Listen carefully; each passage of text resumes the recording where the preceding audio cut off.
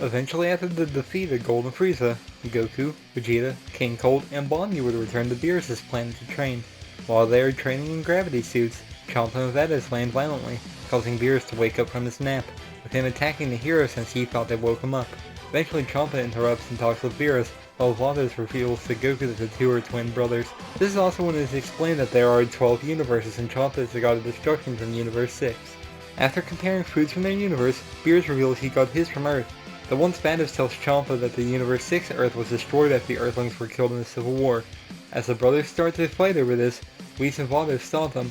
Since gods of destruction fighting like that could destroy their universes, Champa instead suggests a 5-on-5 tournament, with the winner getting the Earth from Universe 7. This is also when the Super Dragon Balls are mentioned since they will use them to move the Earth if Universe 6 wins. So, after Beerus gets the opinions of Goku, Vegeta, Cold, and Banyu, he agrees to the tournament. Beerus and Champa then decide that the tournament should be held on the Nameless Planet.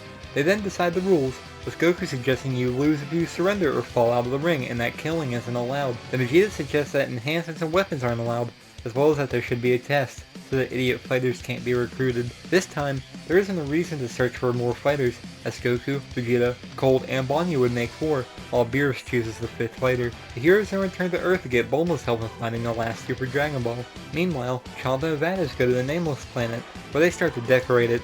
They give it an atmosphere, an arena, some concession stands, stands for spectators, and portraits of the gods of destruction. Back on Earth, they then try to summon Shenron, but since he can't find the Super Dragon Balls, they still have Bulma make a radar for them. Before Beerus and Whis leave, they mention going to get Monica, which when Goku hears that he is their strongest fighter, he's excited to fight him. While Bulma tries to find the last Super Dragon Ball, she gets in contact with her sister so she can try to get in contact with Jacko to get his help. While on Earth, Goku told everyone they were going on a picnic in space, so when Krillin confronts them about this, they tell him the truth. Though, back on Beerus' planet, after he finishes eating, he and Whis get ready to go get Monica. And on Earth again, they would have more time to train since they don't have to find 2 more fighters in this timeline, which Goku, Vegeta, Cold, and Banyu would go into the hyperbolic time chamber to train. Since Cold would only recently have gotten the golden form, he would have the same stamina drain issue that Frieza did at first. So, he would work on training to get over that stamina drain issue, which, since they would be training for at least 3 years in the time chamber, he would be able to perfect his golden form. After Jocko goes to see Bulma, he would take her to go see Zuno about the Super Dragon Balls. As usual, while there, they run into Gepu Man, which Jacko apprehends him. After they do, they are allowed to see Zuno, which he tells them that the Super Dragon Balls are scattered around both Universe 6 and Universe 7. They then return to Earth and pass this information on to Vegeta, which is when they figure out Champa was sneaking to Universe 7 to get the Super Dragon Balls. This is also when Jacko decides he would like to see the tournament for himself.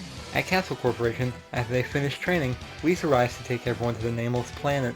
Before they can go there, they must go to Beerus' planet to get him and Monica. Jacko then arrives and everyone exits the time chamber, which after they shower, they all leave to go to Beerus' planet.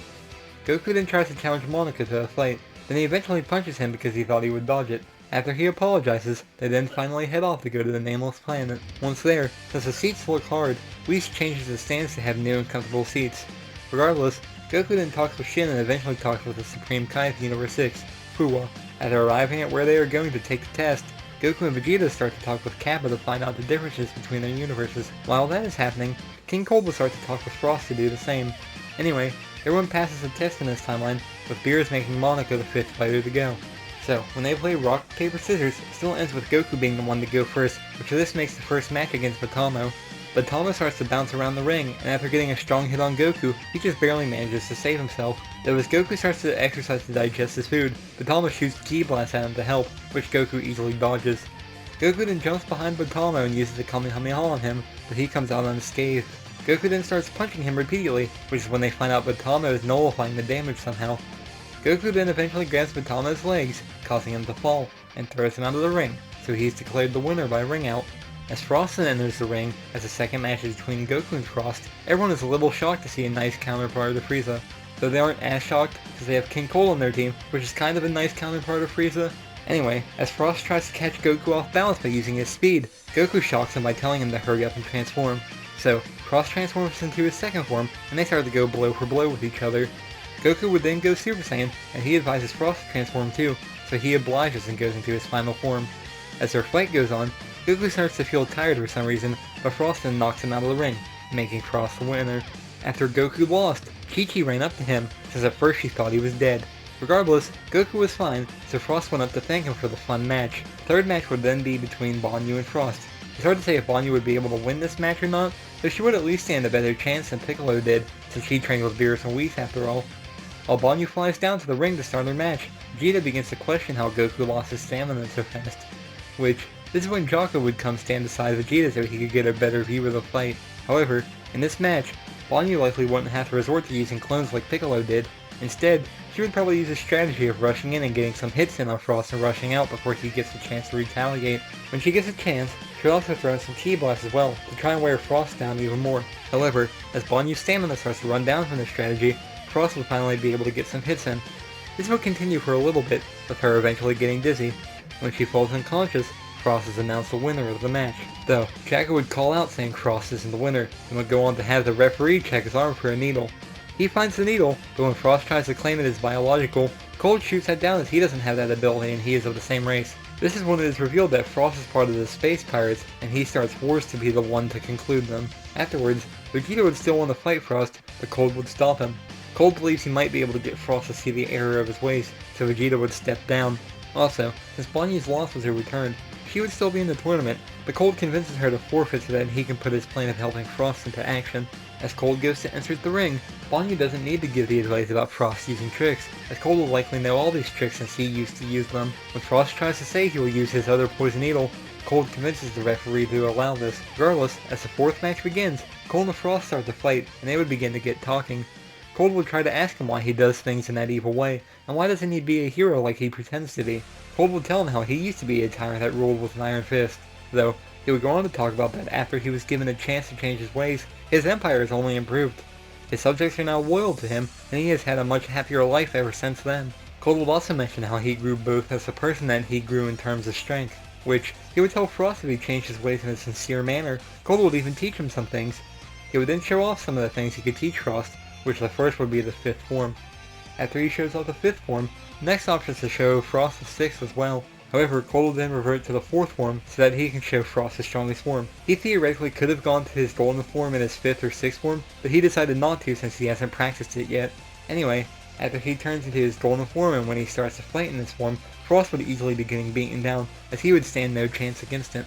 So, while Frost is down on the ground, Cold would hold out his hand to Frost to see if it is a deal. Now, it's hard to say if Frost would take this deal, but it would likely work out in his favor if he did. Not only would he get to keep being a hero if he did change his ways, that might convince Champa to not destroy him, since he turned over a new leaf. It would be a long process for him to change though, but he shakes Cold's hand and takes the deal. They then finish their match, with Cold easily knocking him out of the ring. After Frost was eliminated, they started to look for an injury on Goku to see if he was poisoned as well, which, when they find the wound from the poison needle, he's still reinstated into the tournament. After this match, since Frost took Cold's words into consideration, he doesn't try to sneak off and take the cube. Automagedda would be the next contestant, so this makes the fifth match between Automagedda and King Cold. This fight would be nothing like the one between Vegeta and Automagedda. Sure, the heat might affect Cold in this match, but the lack of oxygen would not affect him like it did with Vegeta. After all, Frieza's race can breathe in outer space, so they do not need oxygen. Also, I don't see a reason for Cold not to use his golden form in this fight, since he was already in it, and he doesn't have the stamina drain issue anymore, which, since the golden form is far stronger than a regular Super Saiyan, lifting Automagedda should not be a problem. After all, the golden form is on par with Super Saiyan Blue, which is leagues above Super Saiyan in power, so Cold would easily be able to lift Automagedda and throw him into the barrier, thus winning him the match. Cabba would be the next one to fight, but this is where Vegeta would want to talk to King Cold. Vegeta would mention that he let Cold fight Frost, so he should let Vegeta fight Cabba. Vegeta was far more interested in fighting a Saiyan of another universe, so Cold would be understanding of why he wants to do this. Also, since Vegeta did do him the favor of letting him fight Frost earlier, he would be willing to let Vegeta face Cabba. So, before the next match begins, Cold lets the referee know he is surrendering. This angers Beerus at first, since Cold should have had no problem winning the next fight. So this means the sixth match is between Vegeta and Cabba, so they both enter the ring. From here, the rest of the tournament would be essentially the same as it is in the anime. Since the ring didn't get damaged that much from the fight between Cold and Automagedda, it doesn't take long for Vados and Whis to repair it, though they still make the ring bigger, and they got rid of the hitting the barrier rule. Anyway, as the two Saiyans make their way to the ring, Fubo talks about how the Universe 6 Saiyans are different, since in their universe they are called Heroes of Justice. Regardless, their match starts with Cabba on the offensive, but Vegeta easily repels his attack. So, Vegeta then goes Super Saiyan and tells Cabba to do the same, but he reveals he can't. Then when Kaba tries to surrender, Vegeta threatens to kill him, destroy planet Sadala, and kill everyone he cares about. This is the catalyst Kaba needed, so he turns into a Super Saiyan for the first time. At first, Vegeta was getting pummeled by Kaba, though he eventually takes his next punch and tells him not to forget that feeling. Kaba then powers down and Vegeta then shows off Super Saiyan Blue, which he tells Kaba if he trains he can reach this form as well. And after he punches Kaba in the gut, he tells him not to forget this pain, and he is declared the winner since Kaba fell unconscious. This makes the 7th match Vegeta vs. Hit, so the legendary assassin jumps into the ring. When this match begins, Vegeta will quickly go into his Super Saiyan Blue form, though there becomes a time where he couldn't see Hit's attacks anymore. Hit would continue to attack like this, with Vegeta being unable to defend, which shocks the Saiyan Prince. Even though Hit suggested him to surrender, the Prince continues to refuse his offer.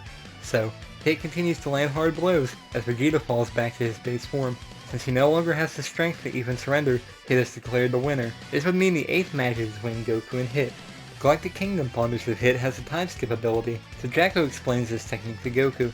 At first, Goku stays in his base form, and after a little bit of fighting, he starts to predict what Hit's movements will be. Then when Goku turns into his Super Saiyan Blue, he begins to counter Hit's time skip. Hit then extends his time skip, which leads to Goku having to use the Kaioken on top of Super Saiyan Blue.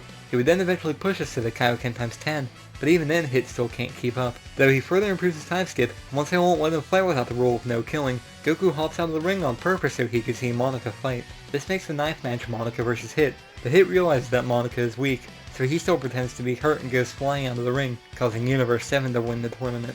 After their fight ends, Xeno still res, with both Champa and Beerus being frazzled by his appearance. As usual, since Xeno was inspired by this tournament, he says he wants to hold one between all 12 universes. Goku then acts disrespectfully and approaches Xeno, which worries everyone else, but Xeno seems to enjoy it.